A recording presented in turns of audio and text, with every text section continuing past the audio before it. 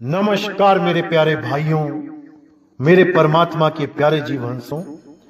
मैं बंदी छोड़ से यही अरदास करता हूं कि आप सब मेरे भाइयों का विवेक पहले से ज्यादा और ज्यादा से ज्यादा बढ़ता ही जाए और ऐसी कोई दुविधा ना रहे जो आप लोगों को 1% भी भ्रमित कर पाए। ऐसी कोई चीज ना रहे जो आप सबको समझ में ना आए। हर चीज क्रिस्टल क्लियर होती चली जाए और साहिब की एक एक वाणी आपके समझ में आती चली जाए। सारे भरम के पर्दे खुलते चले जाएं।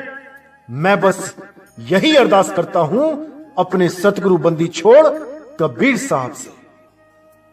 तो मेरे भाइयों, आज बहुत इंपॉर्टेंट वाणी लेंगे हम।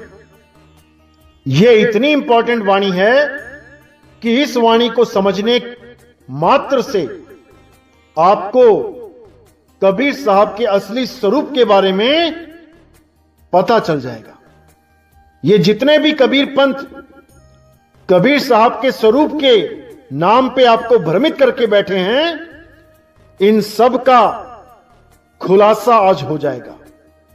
जितने भी कबीर पंथी आपको कबीर साहब के शरीर से मोह लगवा के बैठे हैं, कोई उनकी मूर्तियां बना के पूजा करवा रहा है, कोई बोल रहा है कि वो सतलोक में सिंहासन के ऊपर बैठे हैं, कोई कहता है कि उनकी काली दाढ़ी है, लंबी टोपी है, कोई कहता है उनकी सफेद दाढ़ी है, लंबी टोपी है। सबके सब देह में ही उलझे हैं, लेकिन सच्चे शब्द को, सच्चे स्वरूप को कोई नहीं जान पा रहा है। तो आज का सत्संग हम कबीर साहब के असली स्वरूप के ऊपर करेंगे कि आखिर कबीर साहब का असली स्वरूप है क्या। क्या वो कोई आदमी के जैसे हैं या वो कोई और आकृति में हैं? आज इसका पूरा खुलासा कर दिया जाएगा, क्योंकि आपको बहुत से पंथ कबीर साहब के नाम पे भ्रमित करने में लगे हैं, जो पहले तो कबीर साहब को परमात्मा घोषित करने में लग जाते हैं और फिर खुद को ही कबीर बना के परमात्मा बन बैठते हैं। ऐसे लोगों से सावधान रहना है मेरे भाई। कबीर साहब का असली स्वरूप देह नहीं है। मैंने पहले भी बहुत बार समझाया है कि कबीर साहब कोई देह नहीं है भाई। कबीर साहब विदेह पुरुष हैं, विदेह, जिसका कोई आकार नहीं होता, रूप रंग से न्यारा, लेकिन उसको निराकार भी ना समझे कोई, क्योंकि साकार और निराकार दोनों से परे शब्द स्वरूप है। शब्द का भी कोई आकार नहीं होता, लेकिन वो निराकार नहीं कहलाता, क्योंकि निराकार आकाश तत्व को कहा जाता है, ब्रह्म को कहा जाता है। कबीर साहब को शब्द गुरु कहा जाता है, शब्द स्वरूपी राम कहा जाता है, वो शब्द अखंड नाद कहा जाता है, जो घट घट में रम रहा है। सब घट मेरा साइया सुनी सेज ना कोए, बलिहारी व घट की जिस घट प्रगट होए। तो साहिब हर घट में विराजमान है। कोई गलतफहमी में ना रहे कि वो किसी सिंहासन पे बैठे हैं, किसी सतलोक में बैठे हैं, अलख लोक, अगम लोक, अनामी लोक में मिलेंगे जाके। ऐसा कुछ नहीं है भाई। ज्यों तिल माही तेल है, ज्यों चकमक में आग, और तेरा साईं तुझ में है, जाग सके तो जाग। तेरा साईं सतलोक में है ऐसा नहीं बोला साहिब ने, तेरा साईं तुझ में है। पहले तुम्हें खुद को जानना पड़ेगा कि मैं हूं क्या। जब आप खुद को जान जाओगे तब आपको समझ में आएगा कि मेरा साईं मुझ में है। अरे मैं ही तो हूं, किसको ढूंढ रहा हूं? मेरा साईं मुझ में विराजमान है। इसीलिए साहिब ने बोला, आत्म चीन्हे परमात्म चीन्हे, संत कहावे सोए, और यह भेद काया से बाहर, बूझे बिरला कोय। आत्मा को चीनोगे तभी परमात्म मिलेगा, क्योंकि तेरा साईं तुझ में है। पहले तुझ में यानी कि अपने स्वरूप को जानना पड़ेगा, तब समझ में आएगा कि मेरा साईं तो मुझ में ही है, वो मुझसे अलग हो ही नहीं सकता। लेकिन ये भेद की बातें हैं भाई, ये समझ की बातें हैं, इनको समझना पड़ता है। तो आज का सत्संग हम उस अनमोल वाणी पे करेंगे जिसको समझने के बाद आपके सारे भरम के पर्दे खत्म हो जाएंगे कि कबीर साहब का असल में रूप क्या है, कबीर साहब का असल में नाम क्या है। बहुत इंपॉर्टेंट सत्संग है, आपने पूरा विचार करना है, पूरा विवेक लगा देना है इस वाणी को समझने में। तो क्या कहती है वाणी? नहीं कबीर नहीं धर्मदासा, अक्षर एक सकल घटवासा। सत्य पुरुष वाही सो कहिए, आदि अंत अक्षर गह रहिए। अब यहां पे साहिब ने बिल्कुल क्लियर कर दिया कि जो लोग केवल सोचते हैं कि कबीर कबीर नाम जपते रहें तो हमारी मुक्ति हो जाएगी, या अन्य पंथ के जो लोग हैं वो सोचते हैं अपने गुरु को याद करते रहें, अपने गुरु का नाम जपते रहें, मुक्ति हो जाएगी, तो दोनों को ही मना कर दिया साहिब ने कि नहीं कबीर नहीं धर्मदासा। ना तो कबीर कबीर करने से मुक्ति होगी और ना ही धर्मदास धर्मदास करने से, ना ही गुरु का नाम जपने से, ना ही किसी शिष्य का नाम जपने से। इसीलिए साहिब ने यहां पे गुरु और शिष्य के शरीर का भेद ही खत्म कर दिया कि ना तो गुरु के शरीर को परमात्मा मानो और ना ही शिष्य के शरीर को। यहां पे बिल्कुल क्लियर कर दिया कि नहीं कबीर नहीं धर्मदास, इन दोनों में से वो परमात्मा कोई भी नहीं है। शरीर परमात्मा नहीं है तो क्या है परमात्मा? साफ बोल दिया कि अक्षर एक सकल घटवासा, यानी वो एक अखंड अक्षर, अक्षर यानी अविनाशी, वो एक अखंड नाम जो सकल घटों में विराजमान है, वही परमात्मा है।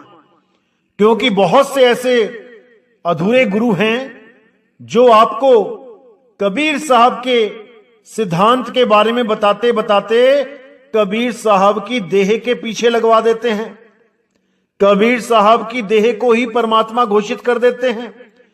कई ऐसे पंथ हैं, कई ऐसे भगत हैं जो कहते हैं हमें कबीर साहब ने दर्शन दिए, हमें कबीर साहब ने मंत्र दिए सपने में, हमें कबीर साहब ने काली दाढ़ी में दर्शन दिए, फिर हमें सफेद दाढ़ी में दर्शन दिए।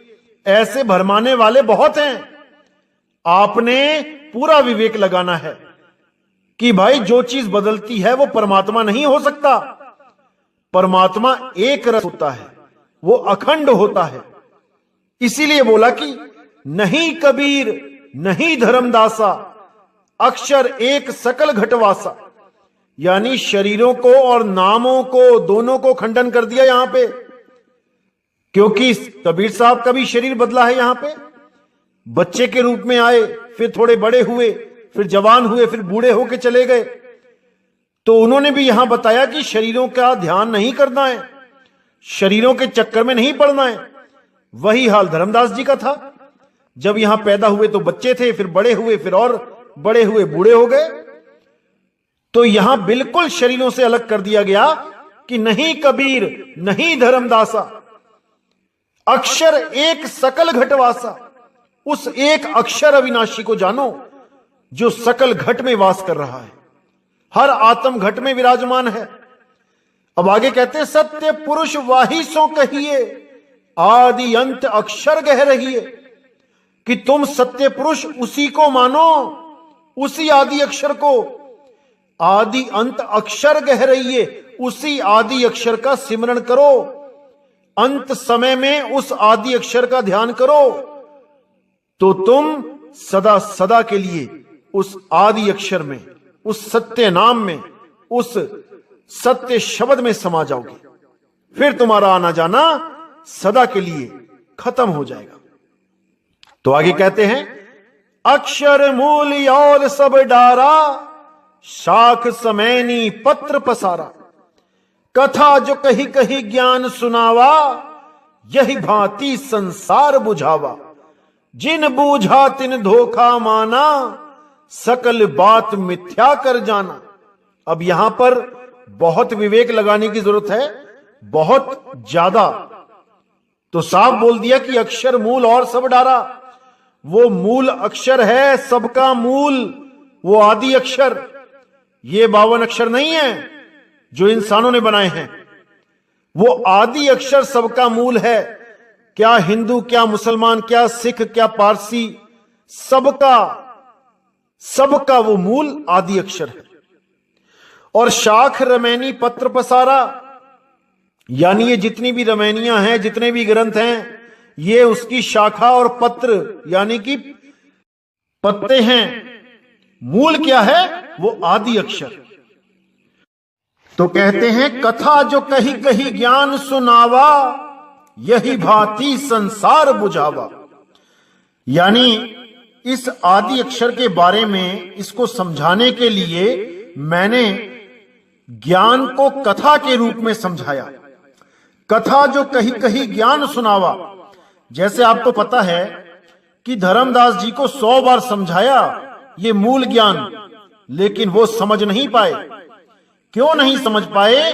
क्योंकि इतना विवेक उनमें नहीं था।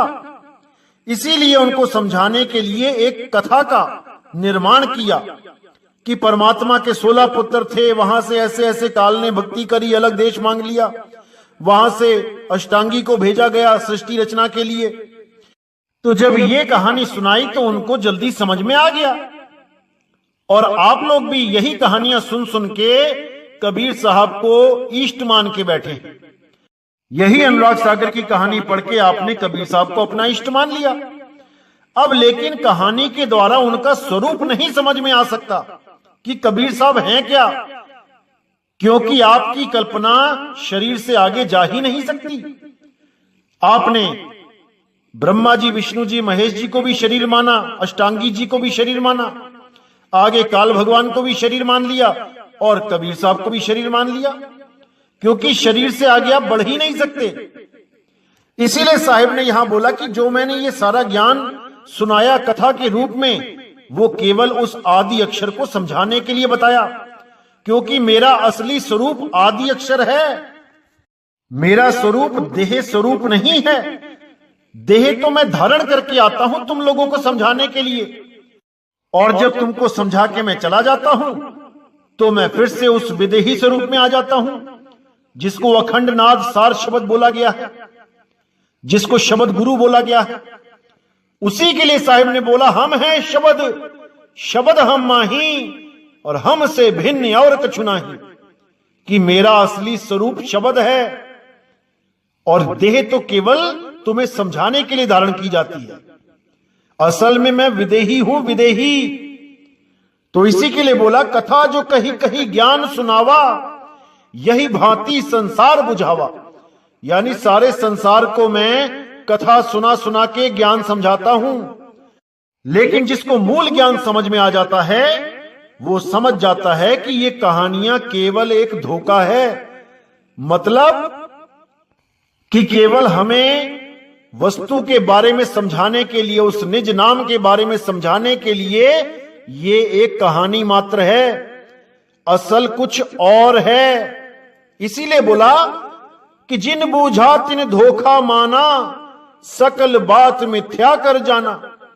कि जिसने उस मूल ज्ञान को समझ लिया वो समझ जाता है कि ये जितना भी ये कहानी ज्ञान सुनाया जा रहा है, जिसको पवित्र ज्ञान बोला है, क्योंकि अपवित्र तो ये भी नहीं है, ये भी बड़े तगड़े भाग हों, बहुत उच्च भाग हों तो समझ में आता है, नहीं तो ये भी समझ में नहीं आता।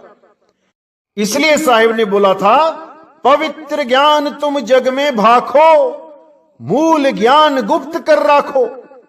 यानी ये कहानी ज्ञान तुम बताओ दुनिया में, लोगों को बताओ काल के बारे में, त्रिगुण के बारे में, माया के बारे में और कबीर के बारे में, ताकि कम से कम लोगों को कबीर के नाम से तो प्रेम हो, कबीर साहिब से तो प्रेम हो। तो पवित्र ज्ञान भाखो, लेकिन मूल ज्ञान मत भाखना, क्योंकि मूल ज्ञान तब बताया जाएगा जब मेरे 13वें पंथ का उजागर होगा। पूरी दुनिया में उस मूल ज्ञान का डंका बजेगा जब सही समय आएगा। और सही समय कब आएगा? जब 12वें पंथ का नाश हो जाएगा। तो आपको मैंने जैसे बताया कि 12वें पंथ का नाश कब हुआ? 11 अक्टूबर 2018 को। और 13वें पंथ का उजागर कब हुआ? 13 अक्टूबर 2018 को। और तब से ये पूरे विश्व में मूल ज्ञान का डंका बजा रहा है। बहुत से देशों से फोन आते हैं, अलग अलग पंथों के लोगों के फोन आते हैं, क्योंकि इस पंथ में कबीर साहब का वचन है कि इस पंथ में सब पंथ समा जाएंगे। जो भी इस सत्य ज्ञान को समझेगा वो इस सत्य से अलग नहीं रह पाएगा।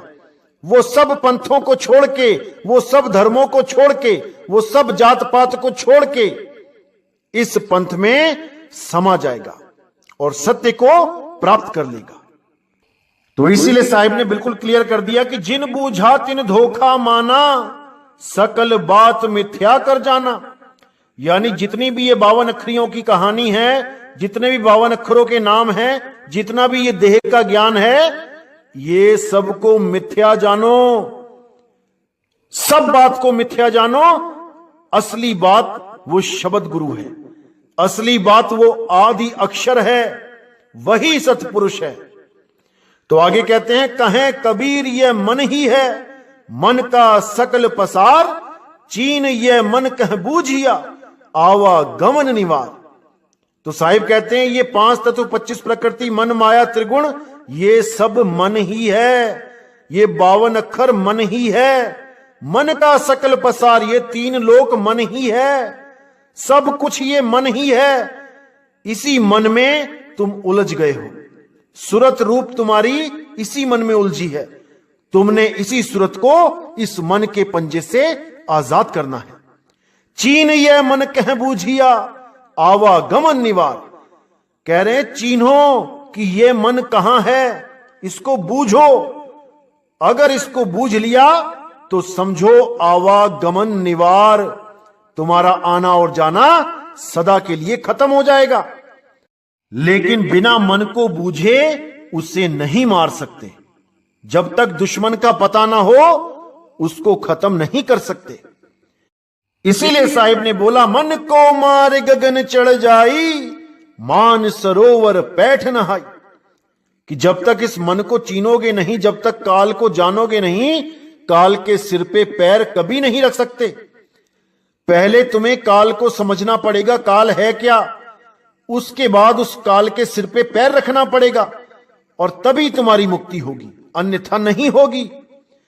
इसीलिए साहिब ने बोला, काल के माथे पांव दे, सतगुरु के उपदेश, साहिब बाह पकड़ के ले चले अपने देश। कि वो अपने देश, अपने सत्य स्वरूप में तुम्हें स्थित कर लेगा, लेकिन तुम्हें काल के सिर पे पांव रखना ही पड़ेगा और कोई चारा नहीं मेरे भाई। लेकिन दुनिया इस काल से प्रेम करने में लगी है। सिर के ऊपर पैर कैसे रखेगी भाई? नहीं रख पाएगी। तो वही बिरला हंस काल के सिर पे पैर रख पाएगा जो गुरु की आज्ञा में चलेगा, जो शब्द गुरु से प्रेम करेगा, जो शब्द गुरु के लिए दिन रात जगेगा, हमेशा उसका चिंतन करेगा। केवल वही जीव इस भव बंधन से मुक्त हो पाएगा, अन्यथा सब यहीं आते जाते रहेंगे। इसलिए मेरे भाई, केवल और केवल शब्द गुरु की शरण में आ जाओ। केवल उस बंदी छोड़ की शरण में जाओ, तब बात बनेगी मेरे भाई, तब बात बनेगी। इसीलिए साहिब ने बोला, देही को सतगुरु कहे, यह है धूंधर ज्ञान, चार दागिया वे नहीं, वाको सतगुरु जान। गरीबदास जी महाराज ने तो कोई कसर ही नहीं छोड़ी। क्या कहते हैं वाणी में? गरीब दादू का पिंजर पड़या और नानक की देह, इनमें सतगुरु कौन सा, हमको बड़ा संदेह। यानी जो भी संत महात्मा इस दुनिया में आए वो अपनी देह को त्याग के चले गए। अब देह तो ऐसे पड़ी है वहां पे, 5 तत्वों की जो देह है, जैसे एक पिंजड़ा पड़ा है और उस पिंजड़े में जो तोता है वो अपने निज स्वरूप को, अपने निज नाम को, अपने निज धाम को चला गया। अब जो वहां पे शरीर पड़े हैं, अब किसको सतगुरु बोलूं? कौन से शरीर को सतगुरु बोलूं? इसीलिए यहां गुरुओं की देह से बिल्कुल अलग कर दिया गरीबदास जी महाराज ने कि गरीब दादू का पिंजर पड़या और नानक की देह, इनमें सतगुरु कौन सा, हमको बड़ा संदेह। यानी वो शब्द गुरु तो अपने आप में लीन हो गया और यहां पर देह रूपी जो 5 तत्व का पिंजड़ा था वो पड़ा रह गया। इसीलिए सब संतों ने चीख चीख के समझाया कि मेरे भाई, देह के चक्कर में मत पड़ो, शरीरों के चक्कर में मत पड़ो, शब्द गुरु की खोज करो, शब्द गुरु को जानो। देह गुरु धारण करना जरूरी है, लेकिन वो अपनी देह से ना जोड़े, वो इस आस में ना लगाए कि मैं लेने आऊंगा अंत समय में।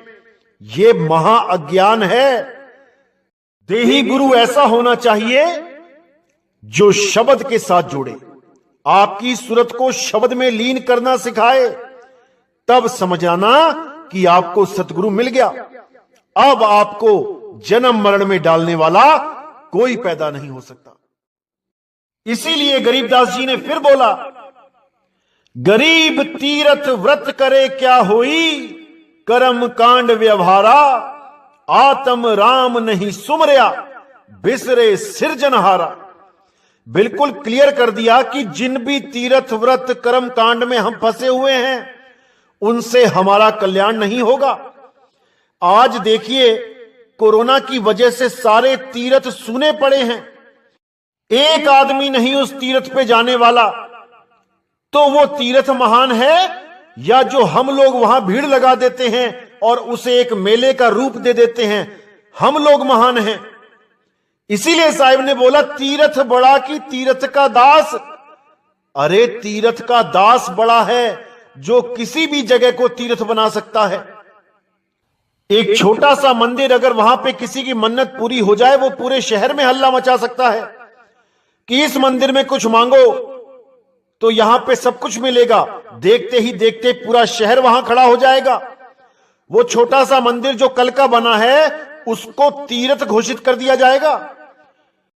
वहां इतनी लंबी लाइनें लग जाएंगी कि पूरा दिन आपका नंबर नहीं आएगा। ये सब केवल आपकी वजह से, आप वहां जाते हो इसलिए वो स्थान और महान हो जाते हैं, नहीं तो वैसे ही सुने पड़े हैं, कोई नहीं देख रहा उनको।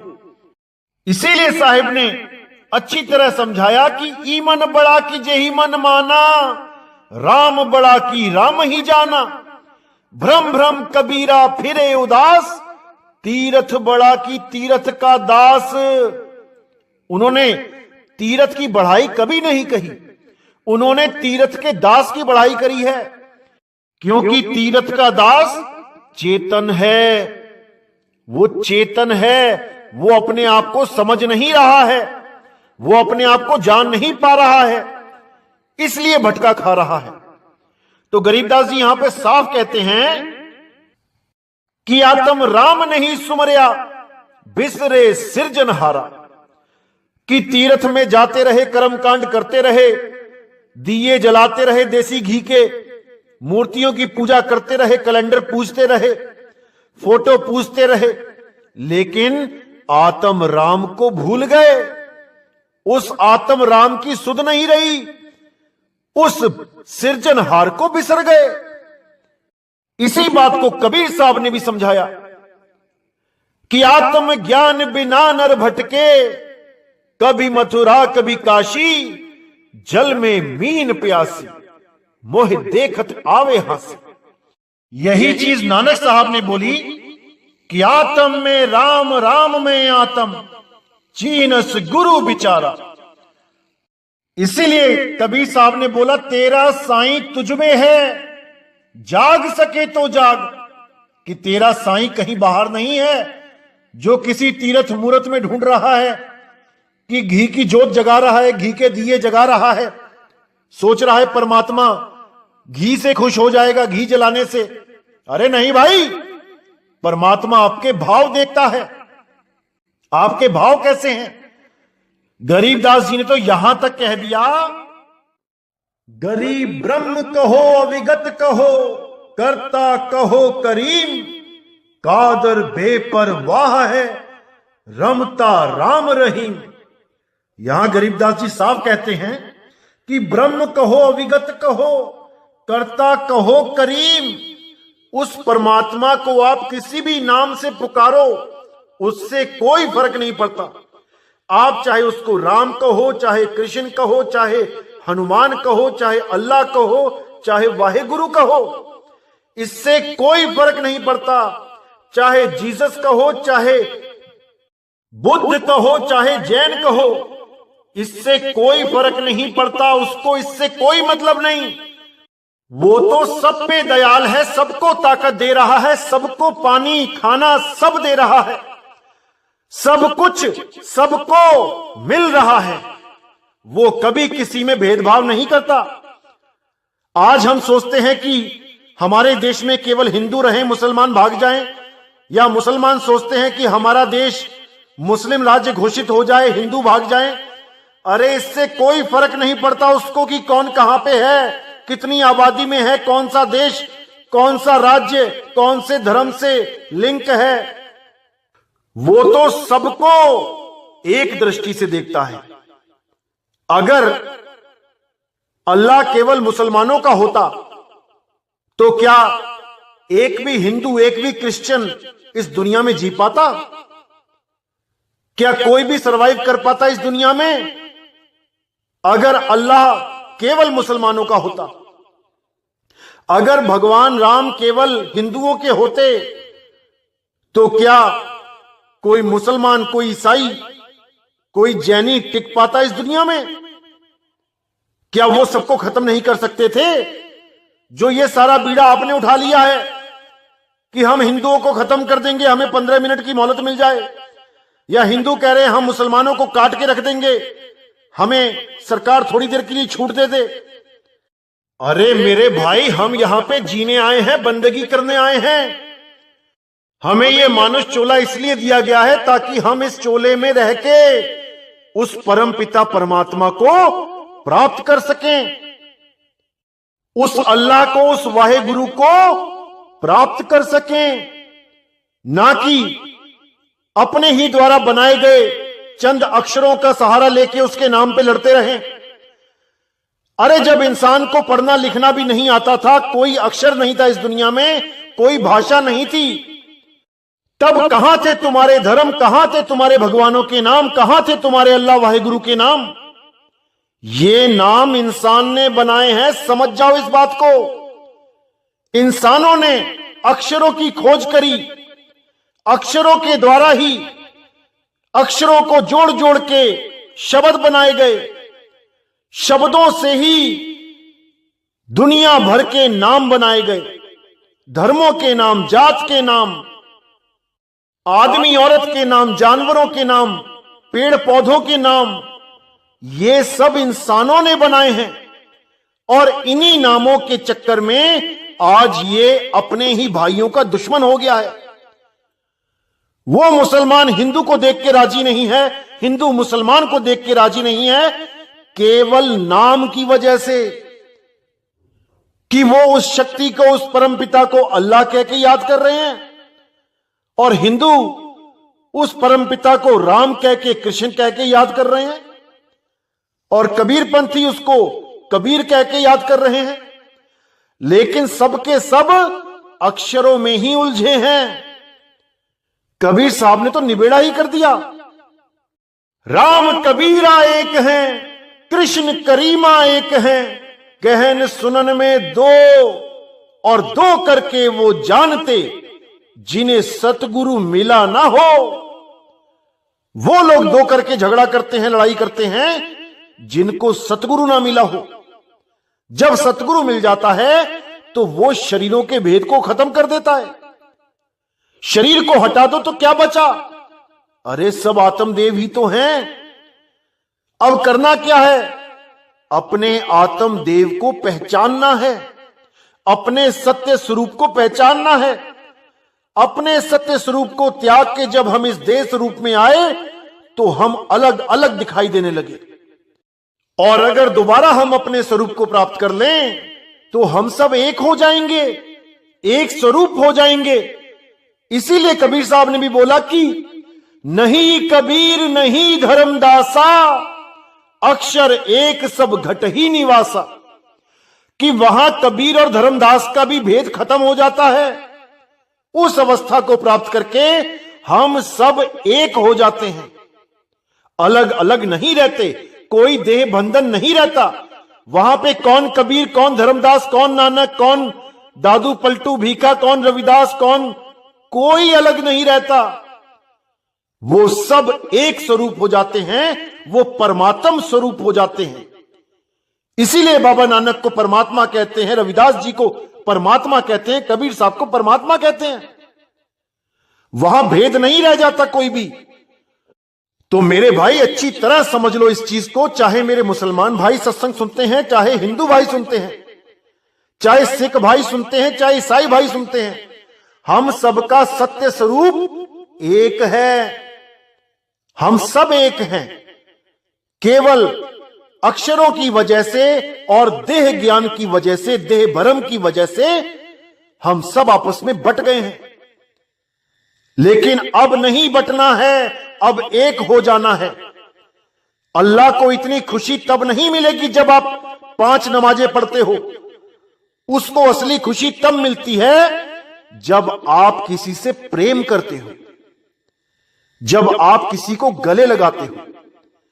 भगवान को, राम जी को इतनी खुशी तब नहीं मिलती जब आप उनका मंदिर बनाते हो।